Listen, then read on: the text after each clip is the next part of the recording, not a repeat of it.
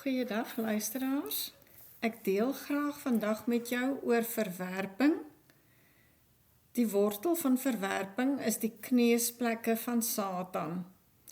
En dan deel ek ook verder met jou oor hoe jy oor verwerping kan kom.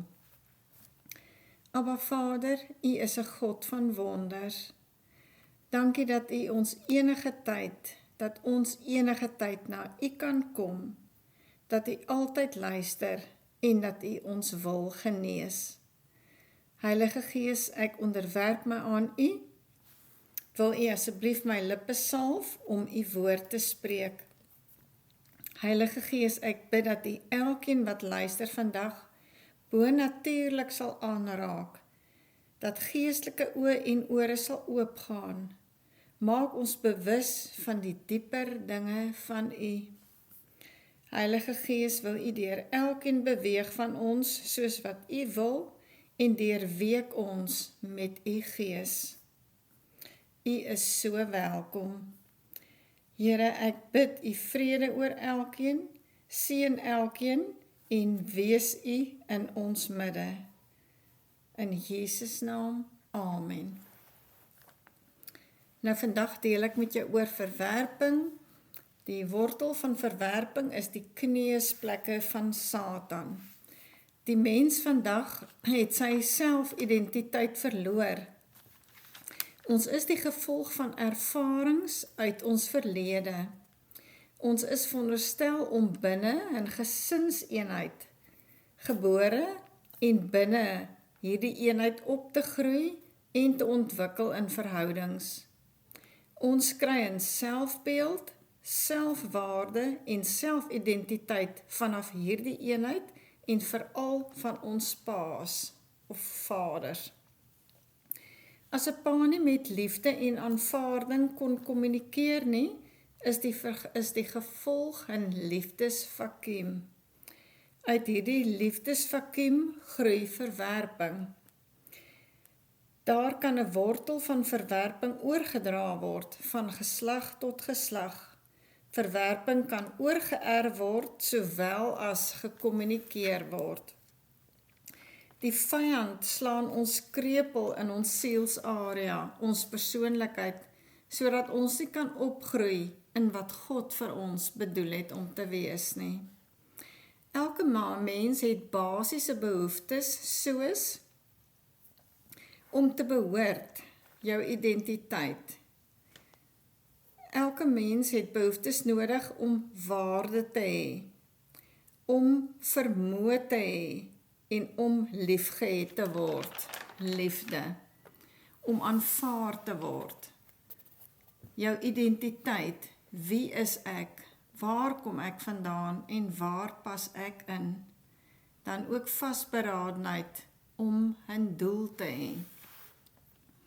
Om te behoort aan God, om waarde te hê in Christus en om vermoë te hê in die Heilige Gees.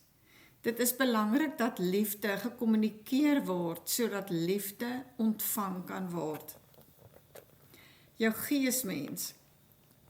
As 'n persoon aan verwerping ly, sal haar verhouding met God op werke gebaseer word.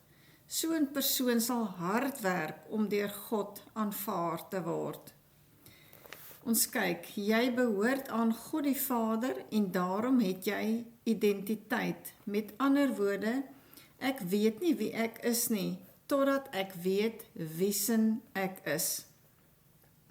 Jy is in Christus en daarom het jy waarde. Jy is nie meer 'n skuldige sondaar nie. 3. Die Heilige Gees gee my die vermoë om vanuit my nuwe identiteit te lewe en te heers. Jy is nie meer swak en hulpeloos nie. Nou, wat bepaal die kwaliteit van jou lewe? Dit wat die kwaliteit van jou lewe bepaal is jou reaksie op verwerping. 'n onvervulde behoefte skep 'n gat in jou siel. Jou siel is geskape dat jy sekere behoeftes kan hê om te floreer en 'n gesonde siel te hê. Soos jy kos en water nodig het vir liggaam om gesond te wees, net so het jou siel ook behoeftes.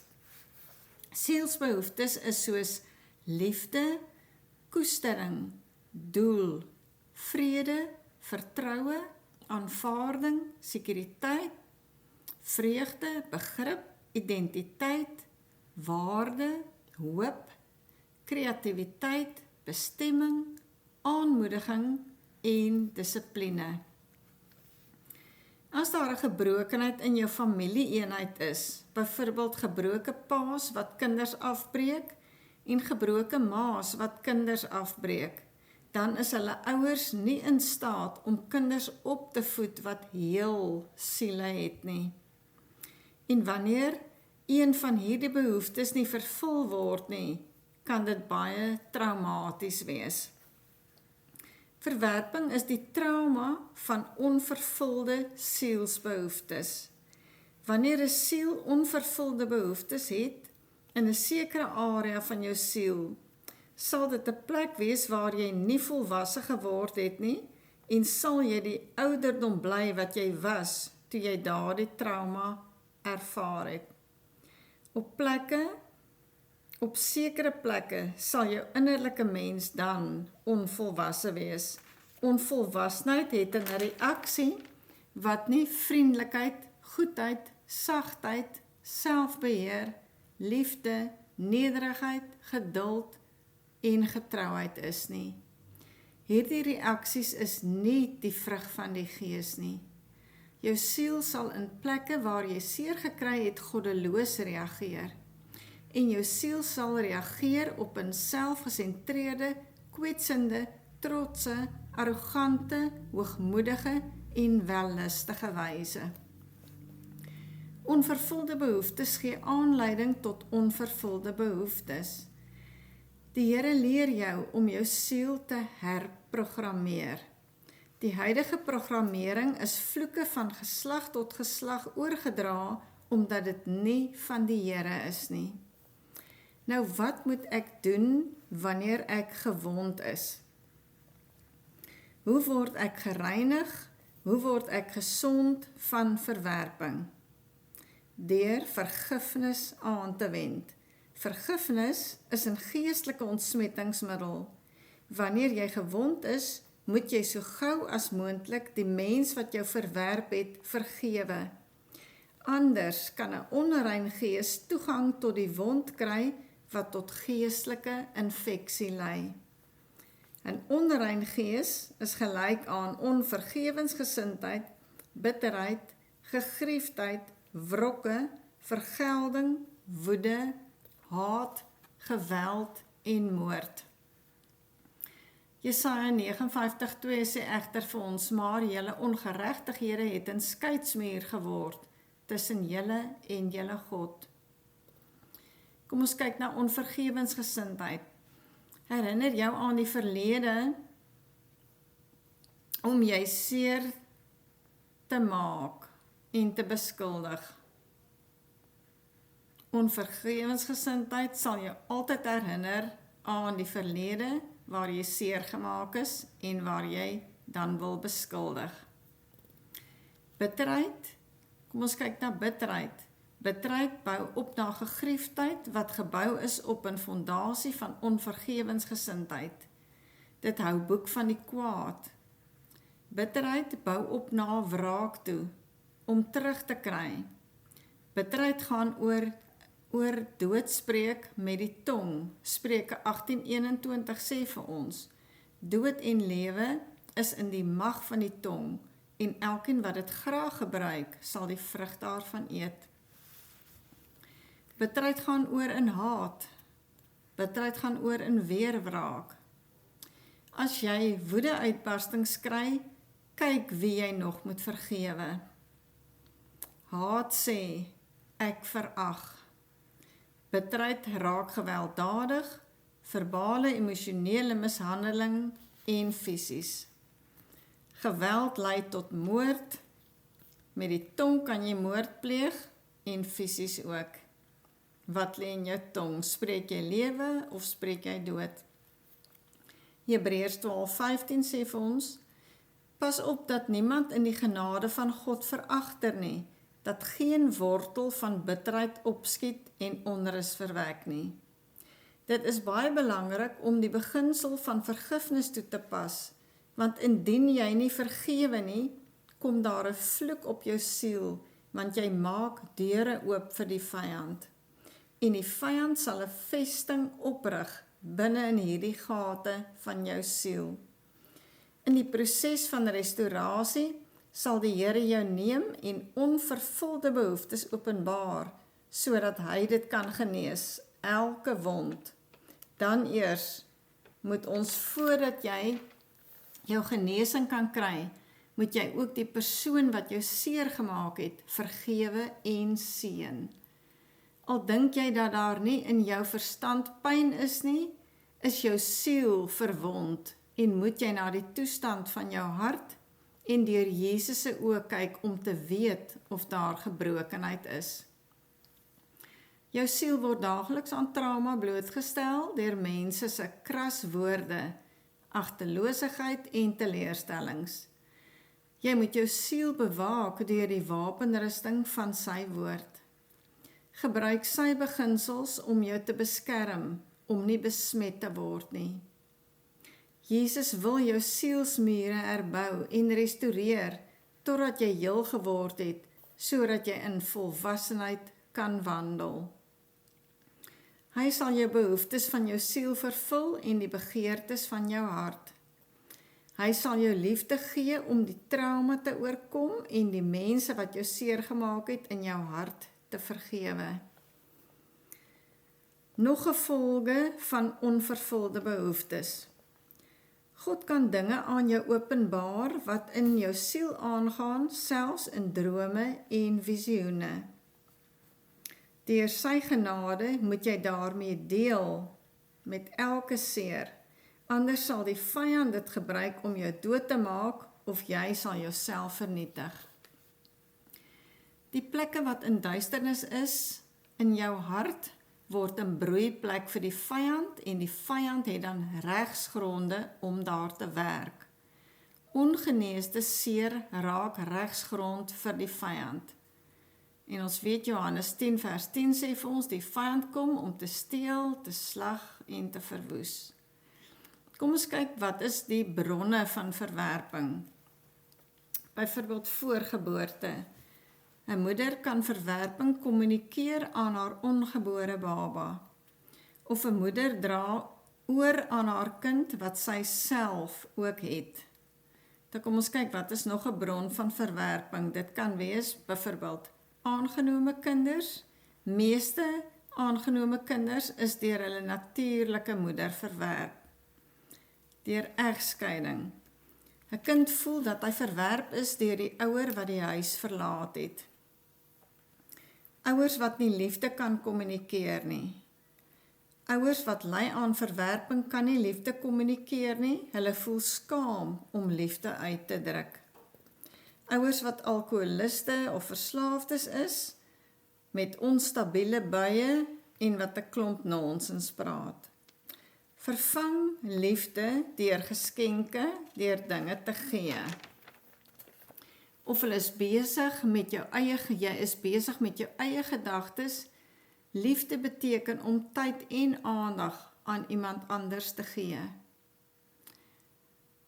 Krities vereis volmaaktheid. Ouers wat slegs aanvaarding gee indien die kind presteer volgens die ouers se maatstawwe. Dan mikpunte wat ouers vir hulle kinders stel, dwing die kind om te doen wat pa of ma nie kon regkry nie. En dan dissipline deur verwerping. Die ouer wys sy misnoë deur die kind te verwerp. Dan die ouer projekteer 'n beeld van 'n onwaardige persoon op die kind. Of fisiese veranderinge in 'n kind se liggaam, verskillende stadia van groei. Miskien onsensitiewe aanmerkings kan ernstige wonde veroorsaak. Nou, hoe lyk jou binneprent? Hier gaan jy net antwoord ja of nee. Word jou gevoelens maklik seer gemaak? Sien jy kwetsing waar dit nie bedoel is nie? Vertroetel jy gekweste gevoelens? Is jy gereeld daarop uit om jouself en ander te verdedig? Moet jy spesiaal uitgenooi word vir deelname aan aktiwiteite waaraan ander vrywilliglik deelneem? Vereis jy aandag?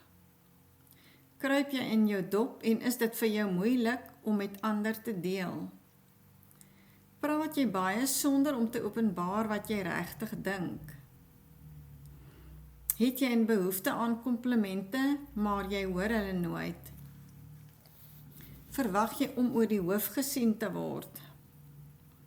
Verwaarloos jy jou voorkoms of spandeer jy daagliks te veel energie daaraan? Is jy geneig tot jaloesie in verhoudings? Verkleineer jy jouself of spog jy te veel? Ondervind jy probleme om projekte te voltooi waarmee jy begin het? En die laaste een, kom dit altyd voor asof jy 'n toeskouer is?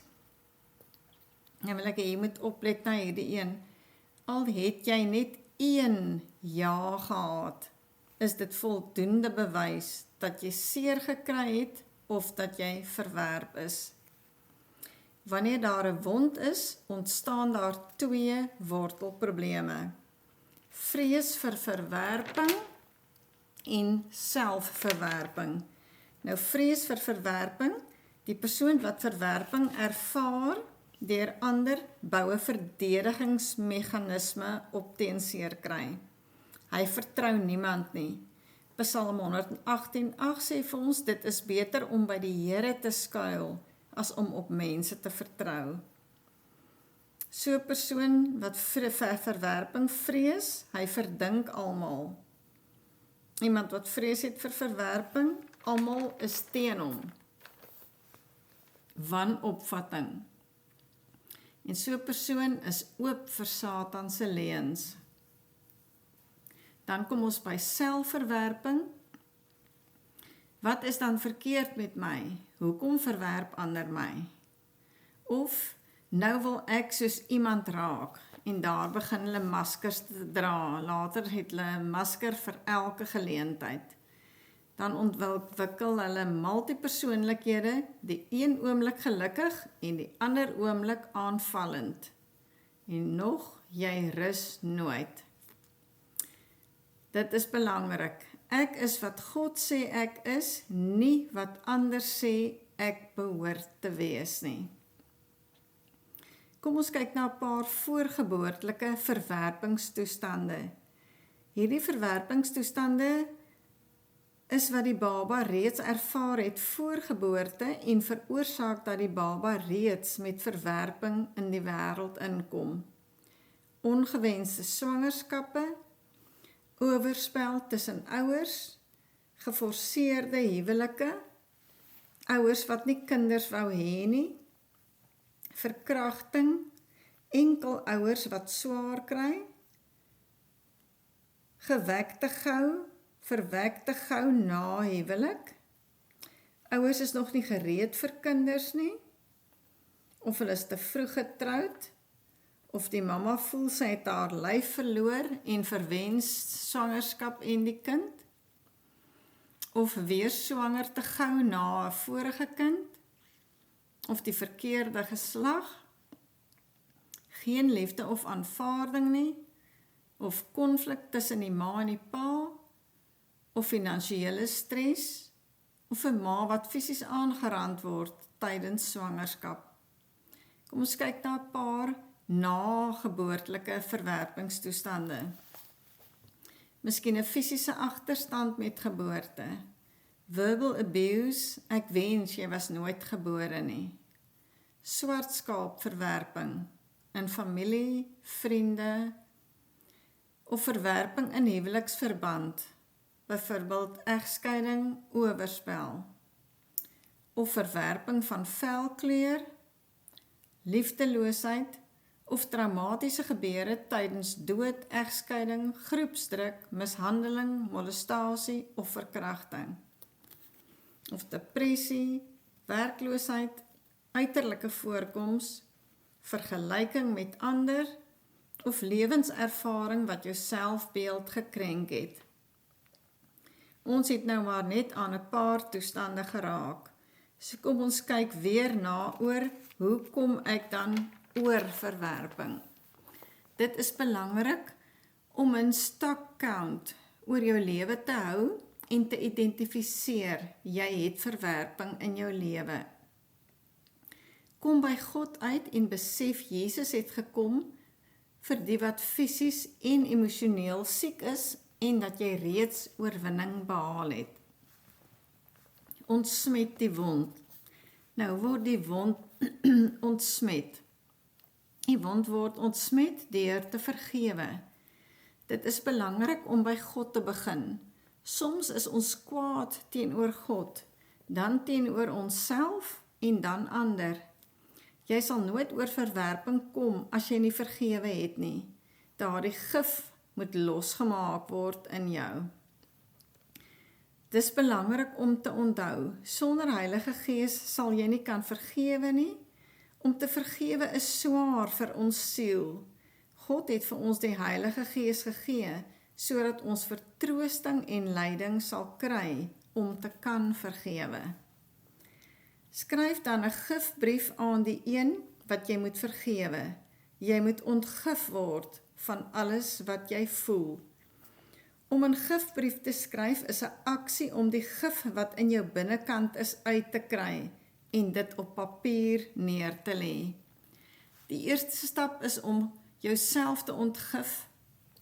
Belangrik, hierdie is nie 'n brief soos enige ander nie. Dit gaan vereis dat jy gaan bid en die Heilige Gees jou lei, dat jy elke deeltjie gif op papier neerlê en baie eerlik wees. Die brief gaan voel of jou hart uitgeruk word. Maar, as te ware gaan hierdie wortels van bitterheid, seer en haat uitgepluk word en jy sal skoonkom van dit. Romeine 12:2 sê dat ons moet verander deur die vernuwing van ons gemoed. Moenie 'n gifbrief verander in 'n beskuldigingsbrief nie. Onthou, dit gaan oor loskom en vergewe. Vergewe jouself, God en ander en moenie terughou nie. It's all or nothing. Die brief sal die vrede van God bring wat alle verstand te bowe gaan. Filippense 4:7. En die vrede van God wat alle verstand te bowe gaan, sal julle harte en julle sinne bewaar in Christus Jesus. Maar onthou, die vyand gaan altyd kom en weer probeer om daardie gif terug te bring. Daarom moet jy elke dag bely dat jy vry en verlos is en as daardie gevoelens weer wil kom, gebruik communion, gebruik nagmaal en was jouself met die bloed van Jesus en herinner die vyand dat jy vrygekoop is deur Jesus se bloed aan die kruis, wat hy vir jou aan die kruis gedoen het. Jy is meer as 'n oorwinnaar deur Christus. Romeine 8:37. Maar in al hierdie dinge is ons meer as oorwinnaars deur hom wat ons liefhet. Dan bid jy 'n verlossingsgebed. Dank God dat hy jou verlos het van verwerping en dat jy vry is om jouself en ander lief te hê, soos God jou liefhet. Jy kan jou nagmaal, jou communion, kan jy nou regkry en by jou hou. Jesaja 53:5 sê vir ons, maar hy is terwille van ons oortredinge deurboor, terwille van ons ongeregtighede is hy verbrysel. Die straf wat vir ons die vrede aanbring was op hom, en deur sy wonde het daar vir ons genesing gekom. Abba Vader, ons kom nou na u troon van genade met vrymoedigheid. Ons bring ons gees, siel en liggaam voor u met al ons onvervulde behoeftes, ongeneesde seer en onopgeloste kwessies. Ek onderwerp my aan die werk van die Heilige Gees. Here, ek vra dat U lig sal skyn op al hierdie areas van my innerlike mens en die verborgde duisternis in hierdie areas sal openbaar. Ek kom voor U in belydenis en nederigheid. Heilig en reinig my asseblief, sodat ek vir U gerestoreer kan word. Ek bring al die mure tussen my siel en my gees voor U. Die mure van godsdiens, van trots, die mure van ydelheid, die mure van hardheid van hart, die mure van ontkenning, die mure van onkunde, die mure van ongeloof, die mure van verdedigingsmeganismes wat opgestel is om my verborgde pyn te verbloem, en ek vra dat U hierdie mure sal afbreek en restaurasie in my lewe sal bring. Here, genees al my wonde en besorg my gesondheid aan my terug in Jesus naam. Dankie Jesus vir U liggaam en vir U bloed in Jesus naam. Gebruik dan die brood en die sap en sien in jou geestesoog hoe jy voor die Here staan en in sy teenwoordigheid jou genesing vat. Dankie Here dat U ons so liefhet. Amen.